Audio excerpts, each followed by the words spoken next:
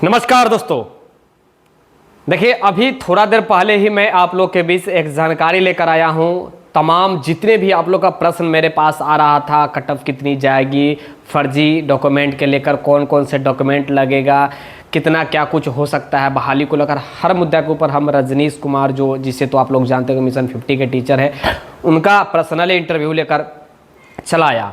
जो लोग अभी तक नहीं देखे हैं, चैनल को विजिट करके देख लीजिएगा, या फिर यही वीडियो के डिस्क्रिप्शन में मिल जाएगा वीडियो का लिंक, वहां पे क्लिक करके आप देख लीजिएगा। और लिंक से मुझे एक चीज़ और याद आया, वीडियो के डिस्क्रिप्शन में मुझे फेसबुक का लिंक, आपको मेरा जो फेसबुक का पेज है वो भी आपको मिल जाएगा। आपसे निवेदन हुआ कि वहाँ भी जुड़ जाइएगा आप लोग, ताकि जितनी भी लेटर आती है भैया, हम सारे लेटर वहाँ पर प्रोवाइड कराते रहते हैं। और हर चीज़ का वीडियो बनाना काफ़ी मुश्किल होता है, छोटे छोटे बहुत सारा अपडेट आते रहता है, प्रत्येक दिन कुछ ना कुछ ट्वीट, प्रत्येक दिन कुछ ना कुछ लेटर जारी होते ही रहता है। तो आप लोग से निवेदन है कि वीडियो के डिस्क्रिप्शन में जो मैं लिंक दे रहा हूँ फेसबुक का भी, वहाँ पे आप लोग अवश्य जुड़ जाइएगा। आप लोग फेसबुक भी चलाते ही होंगे। खैर चलिए, अब हम आते हैं अपने मुद्दा के ऊपर। एक प्रश्न उठ रहा है कि क्या सर, बहुत सारे ऐसे प्राइवेट यूनिवर्सिटी है, बहुत सारे ऐसे प्राइवेट कॉलेज है जो फर्जी डीएलएड का डॉक्यूमेंट बना रहे हैं, यानी कि डिग्री बना रहे हैं, और जो बैक सेशन से, बहुत सारे ऐसे लोग हैं जो बैक सेशन से बनवा रहे हैं। मैं इसके ऊपर उंगली नहीं उठा रहा हूं और ना ही किसी के ऊपर ब्लेम लगा रहा हूं, ना ही 100% सेटिस्फाइड सही बता रहा हूं। एक उम्मीद है, और आप लोग के बीच भी ऐसा एक मैसेज आया है कि सर ऐसा हो रहा है। हमारे पास मैसेज आया, जब मैं आज टीचर के पास गया तो उनके पास भी ये जानकारी आई थी कि ऐसा ऐसा हो रहा है। मुझे भी जानकारी मिली है, मतलब बड़े बड़े जो अधिकारी हैं उनके संज्ञान में भी यह बात चला गया है। मैं ये कह सकता हूं कि जो लोग बना चुके हैं उनके लिए भी दिन खराब है, और जो लोग बनाने वाले हैं उनके लिए भी दिन खराब है। इसलिए क्योंकि ये लगभग 1 लाख, 1.5 लाख, 2 लाख, 2.5 लाख जो भी लगेगा, ये सब व्यर्थ जाने वाला है। साथ में वो फर्जीवाड़ा में पकड़ाएंगे, वो अलग। मेरा काम है सजेस्ट करना, सही वे दिखलाना, सही रास्ता दिखलाना, किसी को रोकना और किसी को ज़बरदस्ती कहना मेरा काम नहीं है। मैं किसी चीज़, अगर आप गलत रास्ते पे चल रहे हैं, गलत चीज़ कर रहे हैं, तो मुझे एक छोटे भाई बोले या जो भी बोले, भाई के नाते समझाने का फ़र्ज़ है। मैं अपने तरीक़ा से पूरा प्रयास करता हूँ कि सही जानकारी आप लोगों के पास पहुँचाऊँ और सही चीज़ समझाने का प्रयास करूँ। तो प्लीज़ इस सब फेरा में कभी मत पड़िएगा, इसलिए क्योंकि बेस आपका देखा जाएगा। आपने जो सीटेट जो क्वालिफाइड किया है वो किस बेस पे आपने क्वालिफाइड किया है। क्या आप बीएड पे क्वालिफाइड किए हैं या डीएलएड पे क्वालिफाइड किए हैं। मान लेते हैं कि एक एक्स व्यक्ति है और एक्स व्यक्ति डीएड और बीएड दोनों को प्रशिक्षण किए हुए हैं, तो वो बीएड पर भी सीटेट क्वालिफाइड किए हो सकते हैं और डीएलएड पर भी सीटेट क्वालिफाइड हो सकते हैं। अगर आप बीएड पर क्वालिफाइड हो चुके हैं और डीएलएड पर क्वालिफाइड नहीं हुए हैं, तो फिर आपके डॉक्यूमेंट वहां पे सबमिट करने का ऑप्शन नहीं दिया जाएगा। केवल उन्हीं को सबमिट करने का ऑप्शन दिया जाएगा जो डीएलएड के बाद सीटेट क्वालिफाइड किए होंगे, ना कि बीएड के बाद। मानते हैं कि बीएड के अगर बाहर कर भी दिया जाता है, 100% सेटिस्फाइड भी अगर कर दिया जाता है कि हाँ बीएड वाले पीआरटी यानी कि बिहार शिक्षक बहाली 125 पीआरटी के लिए 125 में योग्य नहीं होंगे, डॉक्यूमेंट वेरिफिकेशन उनकी नहीं होगी, तो वहां पे बहुत सारे लोग ऐसे काम कर रहे हैं कि जो बीएड बाहर से मंगाने के प्रयास कर रहे हैं पैसा के बदौलत, और वहां पे गरीब व्यक्ति मारे खा जा रहे हैं। तो मेरा कहने का मतलब यह है कि वहां पे केवल आपका बेस देखा जाएगा कि आप जो आखिर जो क्वालिफाइड किए हैं केंद्रीय शिक्षक पात्रता परीक्षा, वो किस बेस पे क्वालिफाइड किए हैं, डीएलएड पे क्वालिफाइड किए हैं, बीएड पे क्वालिफाइड किए हैं, यही आपकी चेकआउट किया जाएगा। अगर आप डीएलएड का सर्टिफिकेट लेकर भी आ जाते हैं फिर भी आपका वहाँ पे वैलिड नहीं होगा, इसलिए क्योंकि आपका उससे पहले तो आप बीएड वहाँ पे लगा चुके होंगे सीटेट में कि हम बीएड कर चुके हैं। ऐसा ऑप्शन आता है सीटेट का, जब आवेदन होता है तो वहाँ पर ऑप्शन आ जाता है। आप अगर अपियरिंग डालते हैं तो दिया जाता है कि आप क्या कर रहे हैं, प्रशिक्षण में क्या ले रहे हैं, डीएड बीएड एमएड आखिर क्या कर रहे हैं। या फिर अगर आप क्वालिफाइड होते हैं, प्रशिक्षण कंप्लीट होता है, फिर भी वहाँ पे ऑप्शन आता है, प्रशिक्षण कंप्लीट के बाद भी ऑप्शन आता है डीएड कर रहे हैं, बीएड कर रहे हैं या फिर एमएड कर रहे हैं, क्या कर रहे हैं, ऐसा ऑप्शन आता है। तो डीएड बीएड और एमएड का आपका कंफ्यूजन दूर हो गया होगा। और ये जो फर्जीवाड़ा का लेकर जो बहुत सारे लोगों का प्रश्न था कि विक्की भाई आज तक आप आखिर अभी तक क्यों नहीं आवाज़ उठा रहे, तो मैं आवाज़ एक ही बार उठाता हूँ, और जिसको समझना है समझ सकता है, जिसको नहीं समझना है वो लोग जाकर खरीदारी कर सकता है। पैसा जिसके पास ज़्यादा है भैया जाकर खरीद सकता है और वो फंस सकता है, लेकिन श्योर है कि ये फंसना है और उनको जेल भी हो सकती है। हमारी जो टेक्निकल डिपार्टमेंट है वहाँ भी आज बातें हो पाई है, किसी कारणवश हमारे चेयरमैन साहब वहाँ पे आज मौजूद नहीं रह पाए, नहीं तो आज ही कंफर्म उन्हीं से हम आप लोग को करवाने का प्रयास करते हैं। खैर चलिए, इसके ऊपर अब आप लोग के बीच कंफ्यूजन नहीं होगा मुझे जहाँ तक लग रहा है। एक प्रश्न और उठ रहा है कि क्या सर सही में बीएड वाले बाहर होंगे। तो देखिए, मैं नहीं जज हूँ, नहीं वकील हूँ, 100% कहना गलत बात है, लेकिन श्योर आप ये बात मान के चलिए कि बीएड वाले को प्राइमरी में पीआरटी से बाहर कर दिया गया है। सुप्रीम कोर्ट के अनुसार तो बीएड वाले भैया बाहर ही रहेंगे, पीआरटी में शामिल नहीं हो सकते हैं।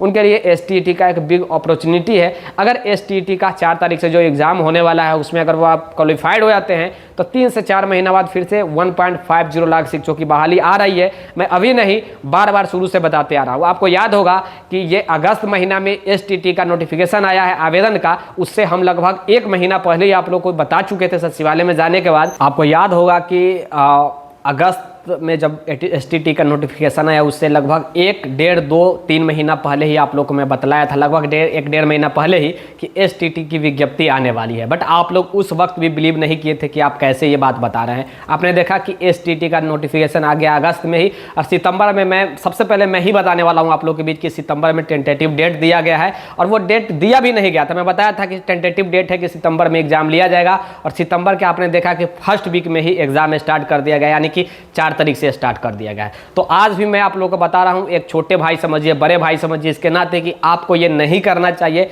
अगर आगे चल के आप लोग खुद जिम्मेवार होंगे, रिस्पॉन्सिबिलिटी खुद का हो लेंगे। खैर चलिए, अब बात कर रहे हैं कट ऑफ को लेकर। कट ऑफ को लेकर हम जिस प्रकार बातें किए हैं कि जनरल वाले के लिए 50 के आसपास भी होगा तो हो जाएगा, क्योंकि बीएड वाले के अगर वो बाहर चले गए हैं तो बीएड वाले के बाहर जाने के बाद क्या हुआ कि डीएलएड वाला की संख्या कम है। 2,80,000 जो भी आयोग के अनुसार ही डीएलएड वाला की संख्या है, वो भी 2,80,000 में से बहुत सारे ऐसे स्टूडेंट हैं जो एपियरिंग में जो आवेदन किए हैं। और एपियरिंग में आवेदन करने के बाद क्या हुआ कि बहुत लोगों का सीटेट, आप जानते हैं कि केंद्रीय शिक्षक पात्रता परीक्षा जो होती है लगभग 4% बिहार का पिछले समय भी 4% व्यक्ति ही क्वालिफाइड कर पाए थे। तो मान के चलते हैं कि 4 लाख ही अगर क्वालिफाइड भी कर जाते हैं तो मुश्किल से 10,000 ही स्टूडेंट आप जोड़ कर चलिए कि 10,000 संख्या और बढ़ जाएगी। तो मैं ये कह सकता हूं कि स्टूडेंटों की संख्या कुछ खास नहीं है, बहुत कम है डीएलएड वालों की संख्या, इसलिए कट ऑफ में काफ़ी कमी आपको देखने को मिलेगा। जितने भी एक्सपर्टों के नज़र में हम गए हैं, जितने भी एक्सपर्ट से बातें किए हैं, यही सब आपको देखने को मिलेगा। यही सब बार बार जितने भी आपने इंटरव्यू देखा होगा पिछले न जाने हम कब से, तमाम जितने भी अधिकारी हो, जितने भी एक्सपर्ट टीचर है, जितने भी डायरेक्टर सेक्रेटरी, चीफ सेक्रेटरी या फिर एजुकेशन मिनिस्टर, तमाम जगह हम जहां भी इंटरव्यू लेने का प्रयास किए हैं, यही सब कुछ शिक्षक बहाली को लेकर आप लोगों के बीच जानकारी जो भी है ग्राउंड जीरो से दिखलाने का प्रयास किए हैं। अभी भी अगर किसी को लग रहा है कि विक्की भाई आप कहाँ से ये सब बात लेके आते हैं, तो मैं ये तो नहीं कह सकता हूँ कहाँ से लेकर आते हैं, बट इतना जरूर कह सकता हूँ कि बिलीव करना है तो आप कर सकते हैं, अदरवाइज आप लोग स्वतंत्र है, आप लोग खुद स्वतंत्र है, और आप लोग पढ़े लिखे शिक्षित व्यक्ति है, आपके पास खुद सोचने समझने की क्षमता भगवान ने दिया है। खैर चलिए, अब हम बात कर रहे हैं जो एसटीईटी के का जो 4 तारीख से एग्जाम है, तो प्लीज़ आप लोग से निवेदन होगा कि 4 तारीख से जो एग्जाम होने वाला है इसमें प्लीज़ दिन रात एक कर दीजिए, और दिन रात एक करके भैया ये कम से कम आप कट ऑफ पार कर जाइए। आज जिस प्रकार रजनीश कुमार के तरफ से भी कहा गया है कि 50% लाना अनिवार्य, यानी कि 75 नंबर आपको लाना अनिवार्य है 150 में से, तो उतना नंबर अगर आप उतना नंबर लेकर आ जाते हैं तो आप क्वालिफाइड हो जाते हैं। और केवल क्वालिफाइड करना ही जरूरी है, केवल वहाँ पे मार्क्स की सोर्स आपको नहीं दिखलाना है, मार्क्स बेसिस पे नौकरी नहीं होना है। अब तो बीपीएससी आ गई है, तो वो केवल क्वालिफाइड करना है। आप कह सकते हैं कि आप प्री का एग्जाम देने जा रहे हैं, वो क्वालिफाइड करने के बाद आप बीपीएससी, तुरंत बीपीएससी का फिर से आएगा। ये फर्स्ट स्टेप का बीपीएससी, यानी कि फर्स्ट अलॉटमेंट चल रहा है अभी, सेकेंड अलॉटमेंट में फिर से बीपीएससी आएगी। फर्स्ट अलॉटमेंट जैसे ही खत्म होगा, सेकेंड अलॉटमेंट का बीपीएससी आएगा, जिसमें 1.50 लाख शिक्षकों की बहाली फिर से देखने को मिलेगा। जिसमें प्रारंभिक की बातें करूँ, माध्यमिक की बात करूँ, उच्च माध्यमिक की बात करूँ, हर स्कूल के लिए बहाली आपको देखने को मिलेगा। आपको फिर से बता दूं कि 32,000 केवल 6 to 8 में रिक्तियां कंफर्म कर दिया गया है। 1900 जो रिक्तियां हैं वो 6 to 8 में विशेष शिक्षकों की रिक्तियां हैं। तो मैं ये कह सकता हूँ कि रिक्तियों की संख्या भी बहुत है, और अभी जो बहालियाँ स्टार्ट है इसमें से भी बहुत सारी रिक्ति उसमें उठकर, यानी कि 8वीं चरण में चली जाएगी। तो मैं ये कह सकता हूँ कि बीएड वालों के लिए बिग अपॉर्चुनिटी है। एक तो अभी लगभग 1,50,000 रिक्तियाँ कन्फर्म कर दिया गया है, और ऊपर से ये जो 7वीं चरण की जो रिक्तियाँ हैं इसमें से बहुत सारी रिक्तियाँ आपको उस बहाली में देखने को मिलेगी, 8वीं चरण में मिलेगी। और ये कन्फर्म रही है कि बहाली अब आएंगी, ये श्योर है कि 8वीं चरण की बहाली इस साल में आएंगी, क्योंकि 24 में प्रधानमंत्री बनना है नीतीश कुमार जी को, आप लोग जानते हैं। 25 में तेजस्वी यादव जी को मुख्यमंत्री बनना है। तो किसी भी स्थिति में ये बहाली होंगी। आप लोग स्वतंत्र रूप से ये स्वतंत्र रहिए कि बहाली आएंगी ही। आप जानते हैं कि इतना स्पीड कभी भी बिहार में एजुकेशन डिपार्टमेंट का बहाली नहीं रहा है। आप देख रहे हैं कि आवेदन होने के 4 दिन बाद एग्जाम हो जा रहा है, जैसा कि अभी एसटीईटी का हो रहा है। आप देख रहे हैं कि आवेदन होने के बाद तुरंत 1 से 2 महीना के अंदर एग्जाम बीपीएससी ले लेती है, जैसा कि अभी एग्जाम जो हुआ है 1 क्लास से लेकर के और 12 क्लास तक के जो हुआ है।